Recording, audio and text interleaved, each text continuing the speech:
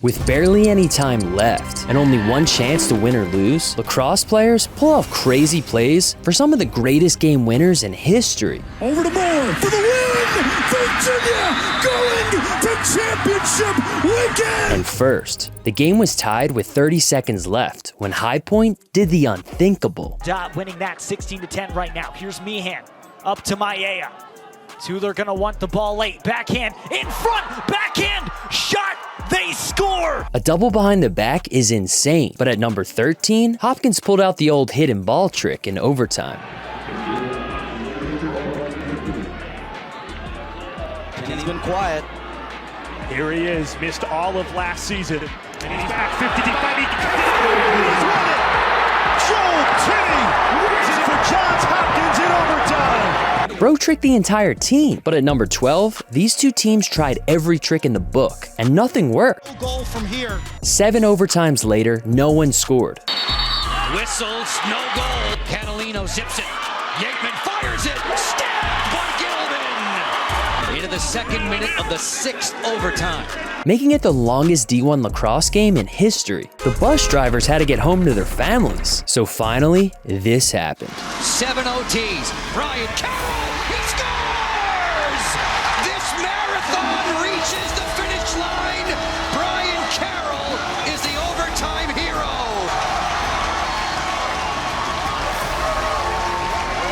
Man, that goal was epic, but number 11 was even more legendary. When Ryder Garnsey received a pass from a long pole, because I don't know what's more famous, this goal or this celebration. They'll take it across the midfield line. Gets past Jama. Apple passes to the middle. Here's Garnsey. The game winner by Ryder Garnsey. And Notre Dame wins in overtime. Cameron Apple saw an opening and the long pole creates. And Notre Dame leaves Charlottesville With the biggest goal of his career. Look at the celebration. The Dead Fish Celly is a classic, kind of like this game at number 10, when the two best teams in the nation battled it out. Notre Dame was down 2 with a minute 30 left, and Matt Cavanaugh rushed to the cage until he got checked into the goalpost. Ouch! Giving UNC a 2-minute unreleasable penalty. So on the man up, Matt Cavanaugh scored one. And when the Irish got the ball again, this time Sergio Perkovic tied it up. Perkovic beats Burke high, and we're tied at 14. But with 10 seconds left, Matty Ice in his veins did this. Here come the Irish. Cavanaugh! Who else? With 7 seconds to go! That's got to be one of the clutchest goals of all time. But try doing that without a man-up penalty. Because at number 9, Syracuse scored 2 goals in the last 15 seconds to beat Duke. Under 30. Bryce attacks hips. Here comes the double. Stotts will be able to run it down with 23. Syracuse out of timeouts. Stotts avoids the crease violation. Stotts, the dangerous pass. Oh my! It over your shoulder to space. What's more impressive, the pass, whoop, or the catch in traffic and finish? Duke has 2 timeouts left if Fowler can win it quickly. But it's Daddio. Syracuse out of timeouts now. Harris wants it in the middle of the field. 7 seconds left. Stotts is going to have to let it fly. He checks the clock. Rice with 1. Oh! It's over! Rice to Donahue! Ball game! Not the goaltending. Bro, they scored with 0.5 seconds left on the clock, which is insane. Kind of like number 8, the first championship in PLL history. All tied up 11-11 in overtime, and the Whipsnakes gave the ball to Rambo. No, not that one, Matt Rambo, who does this. Sprints to the near side of the field to get it to Matt Rambo.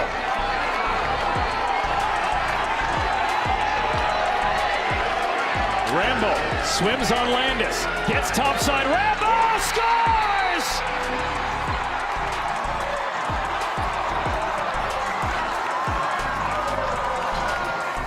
There's nothing like a championship game winner, like number 7, when Duke was up against Notre Dame with 30 seconds left, and these two freakish defenders trapped Jordan Wolfe in the corner. Now, 99% of people would panic and get stripped here, but Jordan Wolfe turned on his secret turbo boost. Bring the trophy back to Durham for a 3rd time. Jab step left, boom.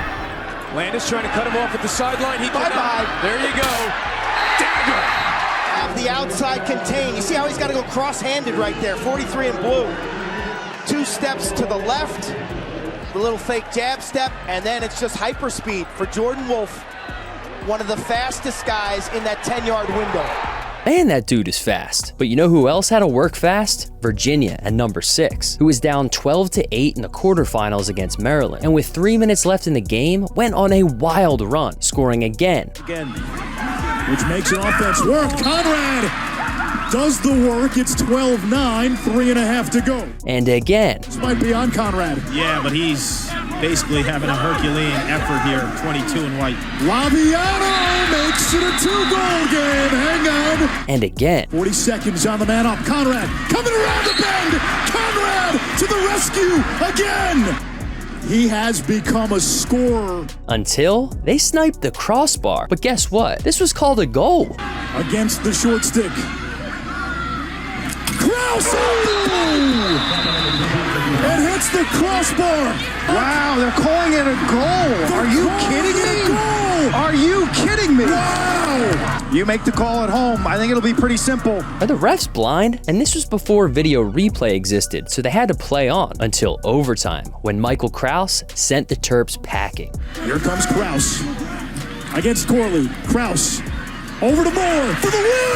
Virginia going to championship weekend! Now that game winner was a bit controversial, but this next one is one of the most legendary goals in Lac's history, because at number 5, Albany was playing Notre Dame in the quarterfinals, and Lyle Thompson was racking up crazy goals left and right, until Notre Dame caught fire and brought this game within 1. And here's a glimpse at just how crazy this was. After being down 12-7 just moments ago, I have a chance to make this a tie ball game, but near with the shot. O'Connor stuffed again. Kavanaugh hits the crossbar. What a sequence, and here we go. Fierstein has a mile on Moreland. Fierstein's going to keep it. What a 2-goal swing. 3 shots on the doorstep for the Irish. Instead, it's a fast break goal for Albany. But Notre Dame wouldn't go away, with Sergio Perkovic tying it up. Perkovic, hands free, and we are tied. And Lyle Thompson even had a chance to win it with 5 seconds left. Runs through the double, comes back, he can shoot it from there. Here's Ty, what a save, Kelly, off the face mask with 2.6 seconds left. You gotta get out on him. And it's picked off. We are going to overtime. But in overtime, Matt Cavanaugh solidified himself as one of the clutchest players of all time. Cavanaugh senses the double, keeps coming. Cavanaugh, ball game. Matty just iced it for the Irish, and they're heading to Baltimore.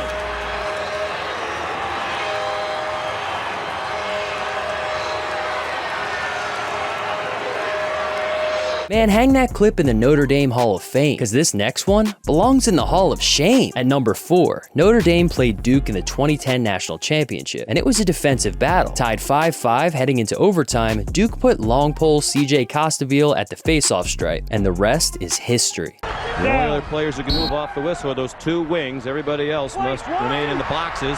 Clean win by Costaville. Charging toward the net. He scores! It is a storybook ending for the Duke seniors with their first national championship in school history. Shout out to all the Poles out there who want to shoot their shot. I support you guys. Unless you have a lefty Canadian on your team, like at number 3, when UNC played Maryland in the 2016 championship game. And if you haven't seen this one, it's one of the best games of all time, because this back and forth nail-biter was tied 13-13 headed into overtime, and Maryland started man up thanks to a penalty. And when you're stacked with future pros like Rambo, Heacock, and Connor Kelly, this game's over, right? Time, room, save, Bolton. Oh, we got contact. They're gonna let him play. You gotta call something. Dubik ended up in the crease. What a stop by Brian Bolton. Not all saves are created equal. That UNC goalie came up huge. Look at that closeout. But on the other end of the field, Kyle Bernlohr made one of the greatest saves in history. Kelly turns around Isaiah Davis-Allen. Feed inside, Cloutier! Oh, still loose though! And now they whistle it dead. And a flag!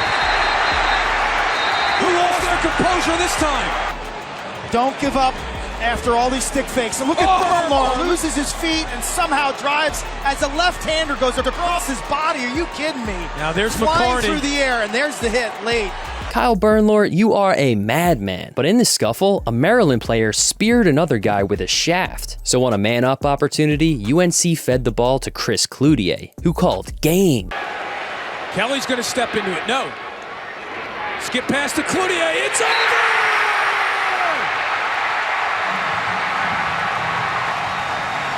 Oh my gosh, man, that championship game was warfare. Kind of like number 2, the time Johns Hopkins played Virginia in the NCAA Finals. And this game was filled with legends like Paul Rabel, Kyle Harrison, and Johnny Christmas. But with 30 seconds left, it was Virginia legend Matt Ward who did this.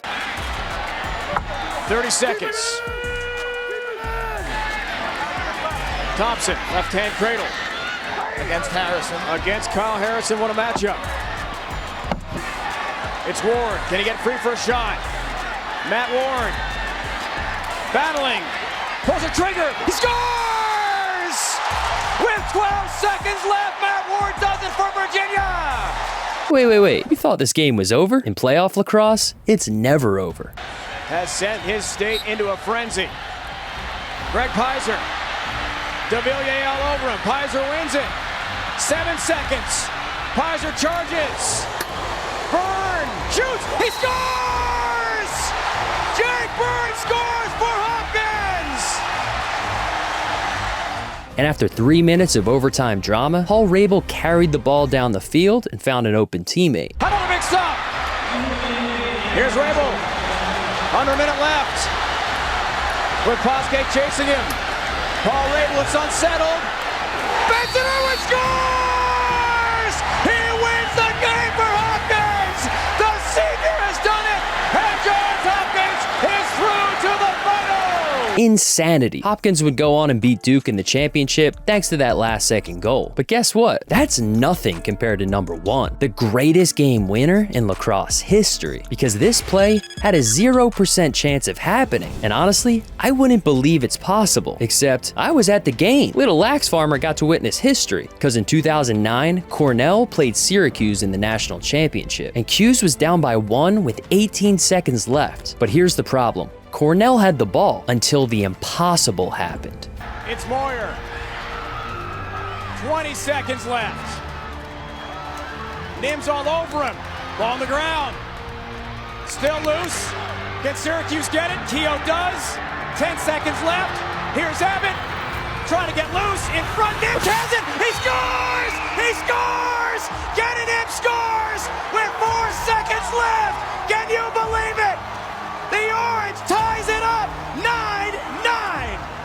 I still can't believe that happened. A caused turnover, behind the back pass, and a Hail Mary heave to an attackman who scores a diving goal with 4 seconds left? This moment was so crazy, I even found fan footage from the stadium. Just pretend it wasn't filmed with a potato.